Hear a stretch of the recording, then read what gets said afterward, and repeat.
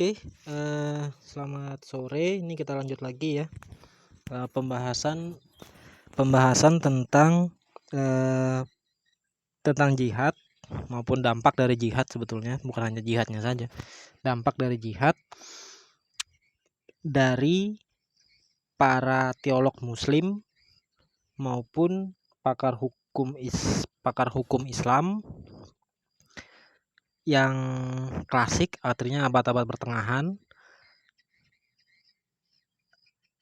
yang kemungkinan besar itu atau yang sudah saya temukan itu berbeda dari apa yang dijelaskan oleh para ulama Islam yang modern. Ini yang klasik itu berbeda penjelasannya dan lebih bagus yang klasik biasanya. Yang kali hari ini kita masuk ke video yang di bagian nomor 21. Saya lupa hari ini masuk part berapa ini udah. Kalau nggak salah part 7 apa part 8. Nomor 21 itu Jami'i Abasi Yakdarwah IVG. Saya nggak tahu apa itu artinya. Diambil dari Jami'i Abasi Yakdarwah IVG Teheran. Teheran itu kalau tidak salah di Iran. Kalau nggak salah Teheran itu di Iran.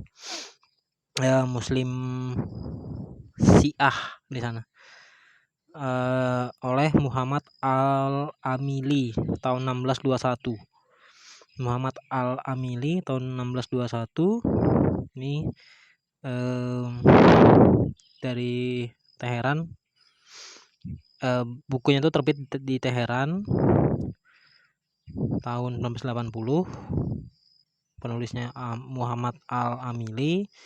Judul bukunya Jami'i Abasi Yakdarwahi Figi, nggak tahu apa artinya. Oke, ini langsung di bagian 6, Holy War atau jihad, perang suci atau jihad.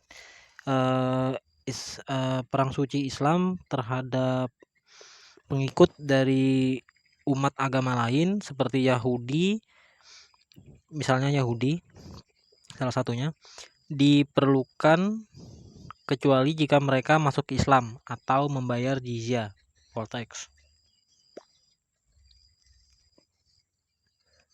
Ada dua syarat atau kondisi yang diperlukan di dalam pembayaran jizyah. Yang pertama, kondisi pertama atau syarat pertama, berdasarkan atau menurut beberapa mujtahid, mereka itu adalah yang wajib membayar jizyah itu adalah para ahli kitab atau pemilik kitab seperti Kristen, Yahudi, dan Zoroastrians. Tinggal di wilayah Islam wajib untuk membayar jizyah sebagai ganti dari perpindahan agama ke masuk Islam.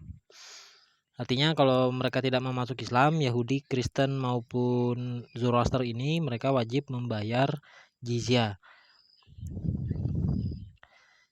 Kemudian bawahnya ini, if a Jew or any of those possessing holy scriptures converted to Islam, they were not obliged to pay the poll tax. Jadi kalau seorang Yahudi atau orang lain yang adalah pemilik kitab, artinya Kristen ataupun Zoroaster, Yahudi, Kristen maupun Zoroaster, masuk Islam menjadi mualaf, converted to Islam, mereka itu tidak wajib untuk membayar jizyah, poll tax.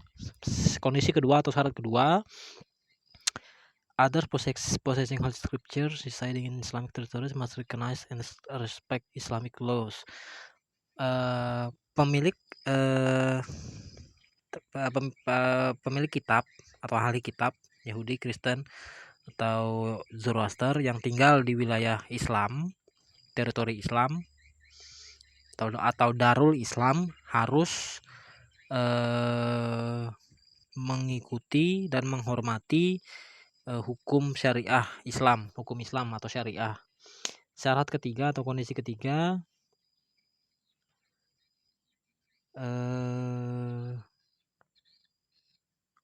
para ahli kitab possessing holy scripture, para ahli kitab Yahudi, Kristen, Zoroaster itu tadi are not authorized to sabotage Muslim safety, which mean they are not supposed to associate with Muslim enemies or disobey paying politics.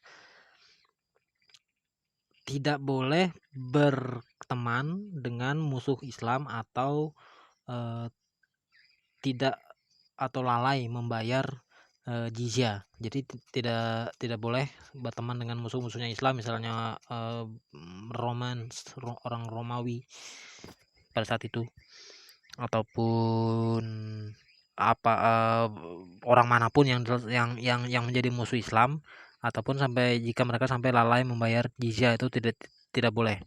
Kemudian syarat keempat, syarat keempat atau kondisi keempat, para ahli kitab yang tadi lagi perlu saya sebutkan 3 itu, are not allowed to sleep with Muslim woman or marry them. Tidak boleh atau tidak diperbolehkan atau dilarang untuk tidur dengan perempuan muslim atau menikahi perempuan muslim. Tapi kalau laki-laki muslim tidur atau menikah dengan perempuan Kristen, Yahudi maupun Zoroaster boleh. Itu bedanya. Kemudian syarat kelima atau kondisi kelima, para ahli kitab tidak boleh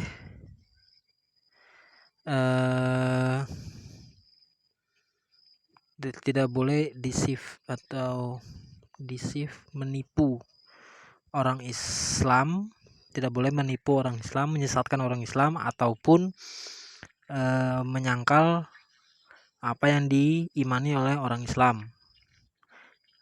Kondisi keenam atau syarat keenam, para ahli kitab yang 3 itu tadi tidak boleh melakukan perampokan atau pencurian atau perampokan. Kemudian kondisi ketujuh atau syarat ketujuh, those possessing holy scriptures must not harbor or finance the Muslim enemies such as spies or invaders, or reveal any intelligence information regarding Muslim to infidels. Jadi para ahli kitab itu tidak boleh menyembunyikan atau membantu secara ekonomi musuh-musuh Islam, atau membocorkan rahasia tentang Islam kepada orang-orang kafir. Kemudian 8 condition atau syarat ke-8, kondisi ke-8, para ahli kitab must not be convict of murdering. Tidak boleh membunuh orang Islam. Para ahli kitab tidak boleh membunuh orang Islam. Para ahli kitab itu yang 3 tadi itu tidak boleh membunuh orang Islam. Kemudian syarat atau kondisi ke-9, tidak boleh menghormati iman orang Islam Muslim. Jadi para ahli kitab tidak menghormati, jadi harus menghormati iman orang Islam. Kemudian kondisi atau syarat ke-10, to practice any un-Islamic behavior simultaneously. Para ahli kitab tidak boleh atau tidak diizinkan untuk mempraktikkan atau melakukan kebiasaan atau kegiatan yang di luar Islam yang manapun. Contohnya minum alkohol, makan daging babi maksudnya, menikahi menikahi 2 perempuan bersaudara bersamaan, simultaneously, bersamaan atau berurutan. Kemudian yang kondisi atau syarat ke-11, those possessing holy scriptures must not establish any temples or church in the Darul Islam Muslim territory, preach or read their religious books loudly, ring their church bells, or build their house higher than Muslim house. Jadi para ahli kitab yang 3 tadi itu, sekali lagi yang 3 tadi itu para ahli kitab itu tidak boleh mendirikan tempat ibadah di wilayah Islam atau berdakwah atau membacakan kitab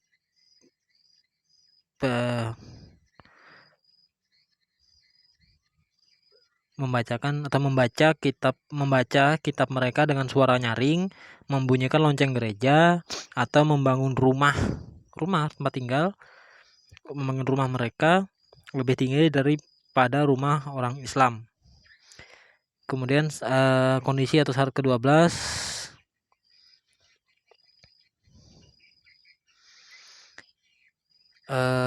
para ahli kitab harus dibedakan dari orang muslim dari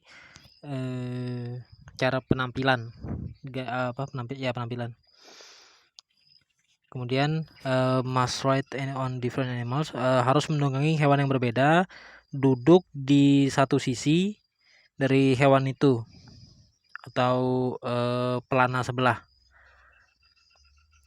Kemudian must not walk on the road, tidak boleh berjalan di ruas jalan. Untuk kayak apa caranya tuh jalan di ruas jalan, jadi jalannya di mana? They cannot hold any title nor can they reside in Mecca or Medina. Tidak boleh menggunakan gelar biasanya gelar akademis biasanya, atau tinggal di Mekah maupun Madinah. Tidak boleh membeli atau memiliki, mungkin maksudnya ini tidak boleh membeli atau mungkin memiliki Quran maupun koleksi hadis. Mereka tidak diizinkan untuk memilikinya. Yang ke yang part 16 ini, bagian 16 ini testifying itu tidak saya tandai, tetapi intinya itu orang-orang dimi, yaitu para ahli kitab itu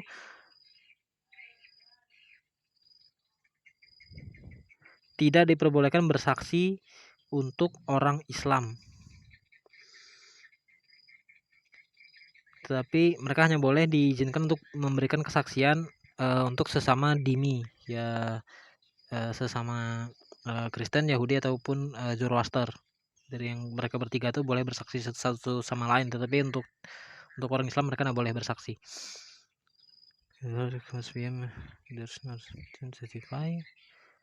Intinya itu. Kemudian part 19, part 19, punishment and sentence, hukuman dan dakwaan. Kejahatan yang berat, hate crimes, kejahatan yang serius itu perampokan, zina,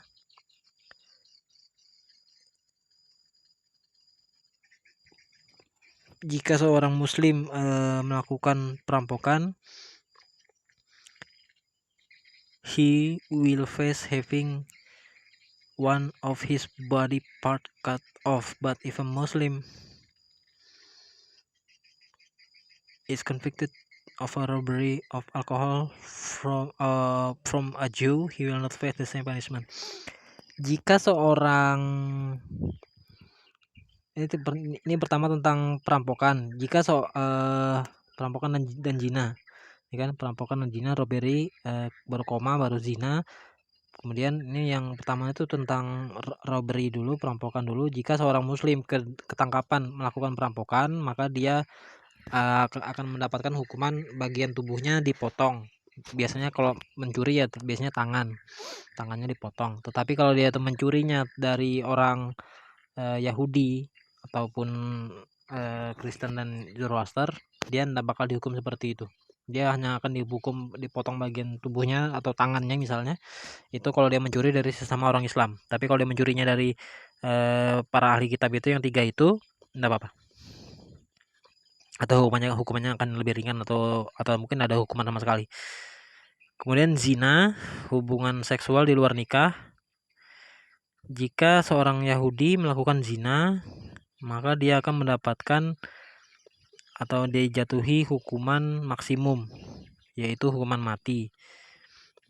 Tidak disebutkan Islamnya dapat hukuman apa enggak kan, hanya Yahudinya aja. Kemudian hukuman yang tidak terlalu serius, jika seorang muslim membunuh seorang Yahudi, dia harus membayar dia harus menghadapi takzir ya, harus menghadapi atau menerima takzir, yaitu dakwaan paling ringan atau hukuman paling ringan. Kemudian part 20 bagian 20 part 20 Islamic Criminal Code, KUHP kalau bahasa keren itu, kitab undang-undang hukum pidana Islam.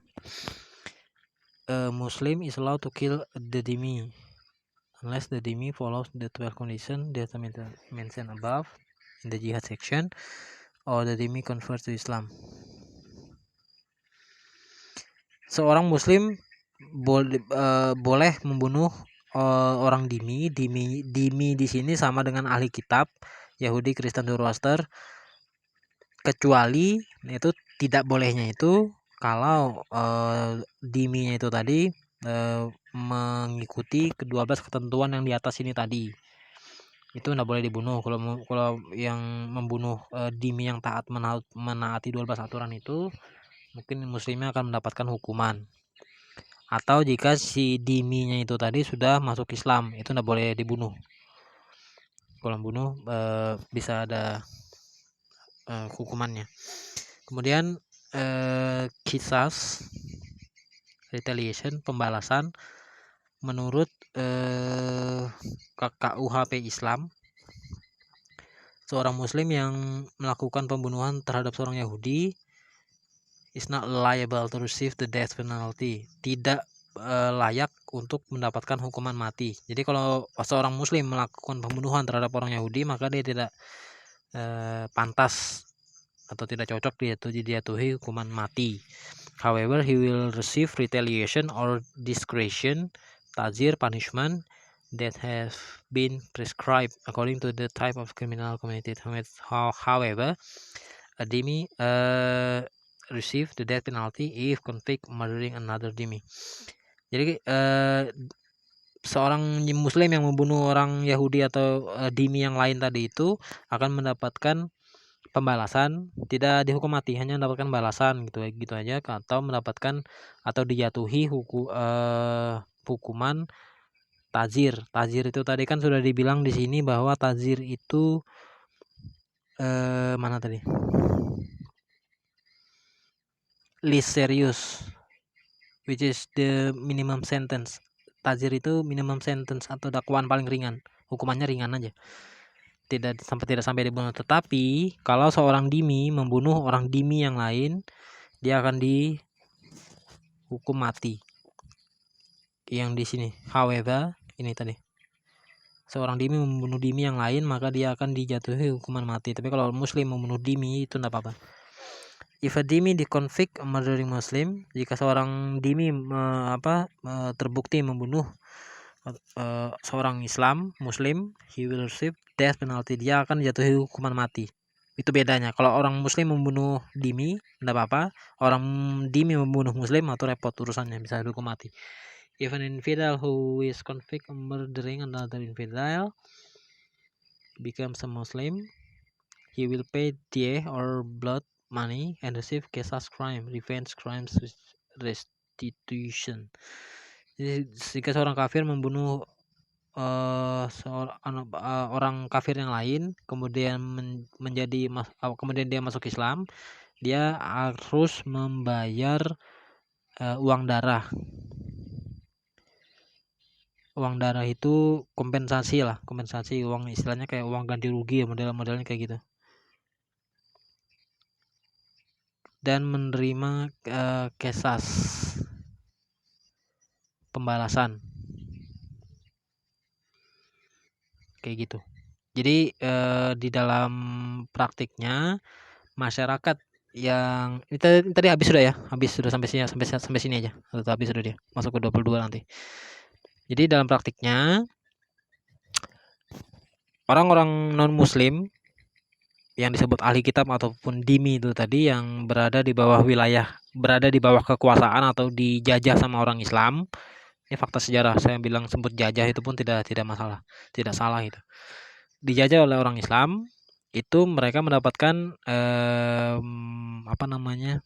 perlakuan hukum yang berbeda, dan diskriminasi sosial, dan diskriminasi religius juga iya. Diskriminasi hukum mereka ditetapkan pemberlakuan hukum yang berbeda antara muslim dan non muslim. Satu, perbedaan sosial di masyarakat mereka dikenai peraturan yang abrak karu-karuan, intinya memberatkan. Ya, contohnya tadi itu harus mengenakan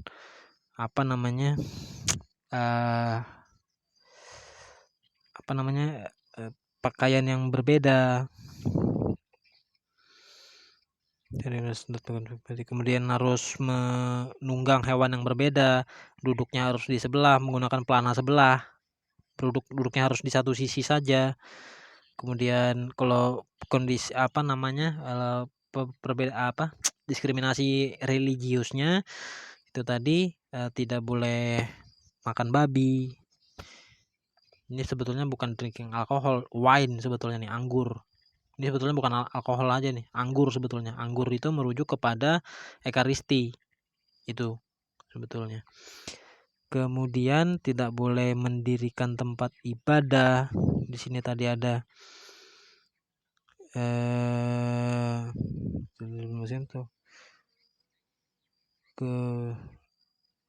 di mana tadi itu ya, saya lupa. Ada tadi itu, tidak boleh membangun tempat ibadah.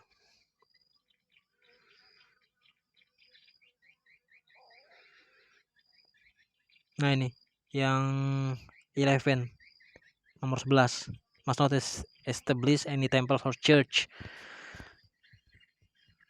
Not allowed to ring their church bell dan seterusnya. Itu yang untuk diskriminasi religiusnya, macam-macam. Kemudian yang tadi saya bilang di diskriminasi hukum, berbeda di depan hukum antara Islam dan non Islam itu berbeda, macam-macam. Jadi itu yang terjadi, itu yang dalam catatan sejarah itu pernah dialami oleh orang-orang yang wilayahnya diduduki atau dijajah oleh orang-orang Islam. Saya sebutnya Islam karena Islam tidak berbeda atau tidak membedakan antara agama dan kepemerintahan, tidak terpisah. Tidak terpisah kalau Islam. Ya Islam itu ya agama, ya politis juga, Islam juga. Bukan Islam. Jadi masyarakat Yahudi, Kristen maupun Zoroaster menderita luar biasa. Kenapa ada Zoroaster di sini? Karena ini wilayah Iran. Iran itu tempat asalnya orang Zoroaster ya di sana, di Iran itu. Di Iran. Itu tempat asalnya orang Zoroaster. Jadi itu catatan sejarahnya, makanya di sini Teheran. Teheran tuh kalau saya tidak salah ingat itu di Iran. Begitu. Jadi itu catatan sejarah dari Muhammad Al-Amili tahun 1621. Oke, mungkin itu aja dulu. Saya akhiri. Ini sudah 24, hampir 24. Nah, ini 24 menit sudah. 24 menit sudah. Saya kira rasa cukup, satu aja dulu. Nanti besok sambung lagi ke nomor 22. Ini hari ini kan nomor 21. Besok sambung lagi ke nomor 22. Saya akhir dulu. Semoga pembahasan sejarah singkat pembahasan sejarah tentang nasib orang-orang yang ditaklukkan oleh Islam ini bermanfaat bagi pengetahuan teman-teman sekalian. Saya akhiri, selamat sore.